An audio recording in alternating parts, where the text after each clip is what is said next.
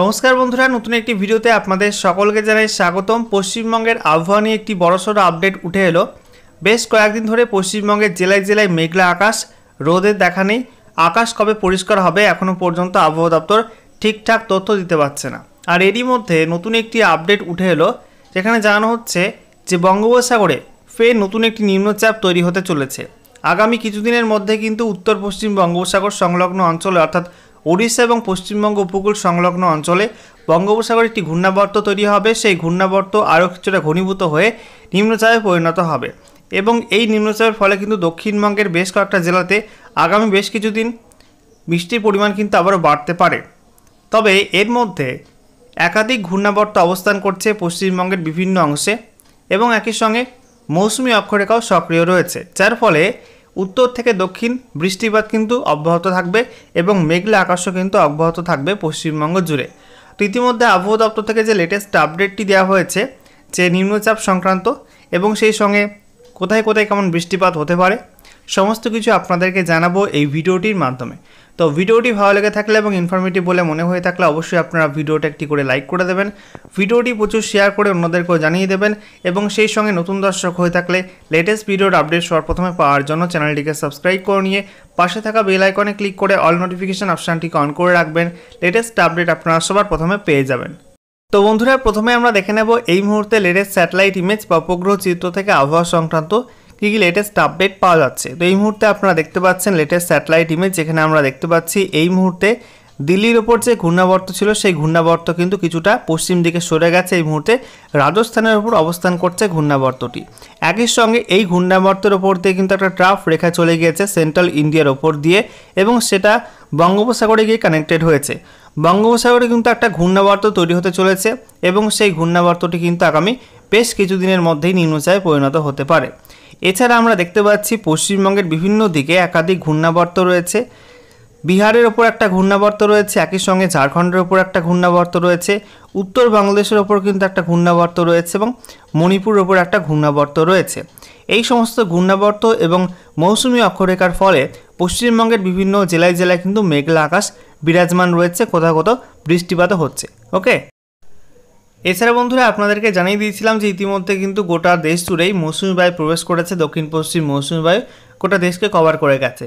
আর যখনই বর্ষাকালে গোটা দেশ জুড়ে মৌসুমি বায়ু কভার হয়েছে অর্থাৎ দক্ষিণ পশ্চিম মৌসুমি বায়ু দেশের বিভিন্ন অঞ্চলে প্রবেশ করে যায়, তখনই কিন্তু একটা কাল্পনিক রেখা আবহাওয়াবিদরা তৈরি করেন, ঠিক আছে, বিভিন্ন প্যারামিটার ফলো করে।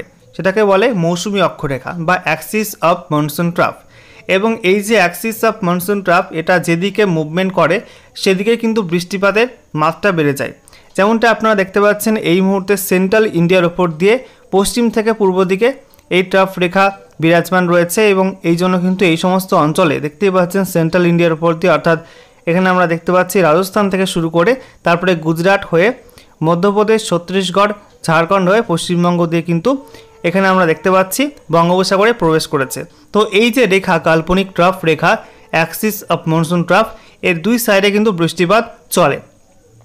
এবার এই রেখাটা যেদিকে মুভমেন্ট করবে, অর্থাৎ যদি উত্তর দিকে মুভমেন্ট করে বা দক্ষিণ দিকে মুভমেন্ট করে, সেই অনুযায়ী কিন্তু সেই সমস্ত দিকে বৃষ্টিপাত বাড়বে।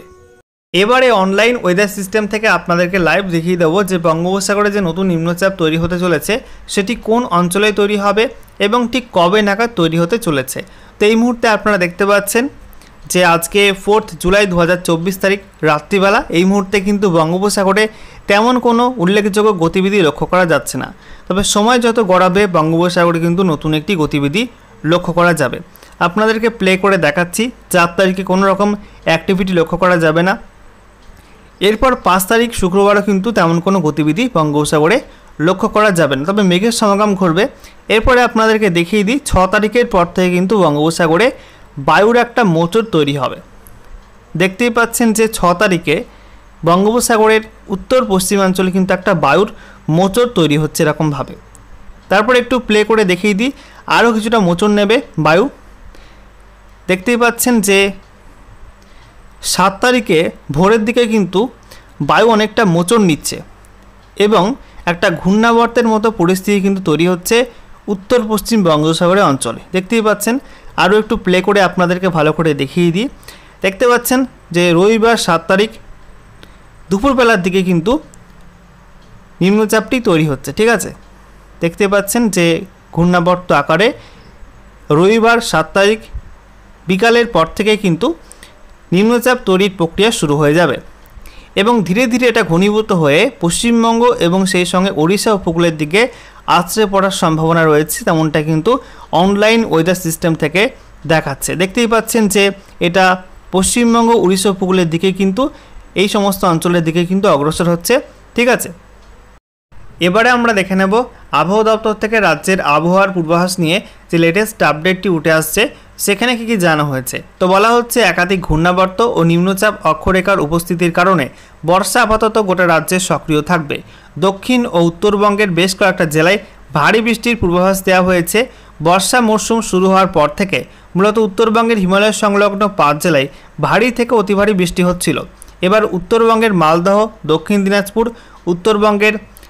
দক্ষিণবঙ্গের পশ্চিম বর্ধমান, মুর্শিদাবাদ জেলাতেও ভারী বৃষ্টি হয়েছে। আগামী রবিবার পর্যন্ত উত্তরবঙ্গের সব জেলায় ভারী থেকে অতি ভারী বৃষ্টির পূর্বাভাস দিয়েছে আলিপুর আবহাওয়া দপ্তর। দক্ষিণবঙ্গের 2 বর্ধমান, মুর্শিদাবাদ ও বীরভূম জেলায় আজ বৃহস্পতিবার ভারী বৃষ্টির সম্ভাবনা দিয়েছিল আলিপুর আবহাওয়া দপ্তর এবং কোনো কোনো অঞ্চলে কিন্তু বৃষ্টিপাত হয়েছে। আলিপুর আবহাওয়া অফিসের অধিকর্তা হাবিবুর রহমান বিশ্বাস জানিয়েছেন, দক্ষিণবঙ্গে আগামী কয়েকদিন সাধারণভাবে হালকা থেকে মাঝারি মাত্রার বৃষ্টি অব্যাহত থাকার মতো পরিস্থিতি রয়েছে। গোটা রাজ্যে বর্ষা সক্রিয় আছে। উত্তর বাংলাদেশের উপর একটি ঘূর্ণাবর্ত থাকার প্রভাব পড়ছে দক্ষিণবঙ্গে। মণিপুরের উপর একটি ঘূর্ণাবর্ত রয়েছে, সেখান থেকে একটি নিম্নচাপ অক্ষরেখা মধ্যপ্রদেশ পর্যন্ত বিস্তৃত আছে। 2টি ঘূর্ণাবর্ত ও নিম্নচাপ অক্ষরেখাটির প্রভাব পড়ছে উত্তরবঙ্গে। দক্ষিণ পূর্ব পাকিস্তান থেকে বাংলাদেশ পর্যন্ত বিস্তৃত নিম্নচাপ অক্ষরেখাটির প্রভাবও পড়ছে দক্ষিণবঙ্গে। জুলাই মাসের প্রথমার্ধে ফের একটি নিম্নচাপ উত্তর পশ্চিম বঙ্গোপসাগরে তৈরি হওয়ার সম্ভাবনার কথা ইতিমধ্যেই জানিয়েছে আবহাওয়া দপ্তর।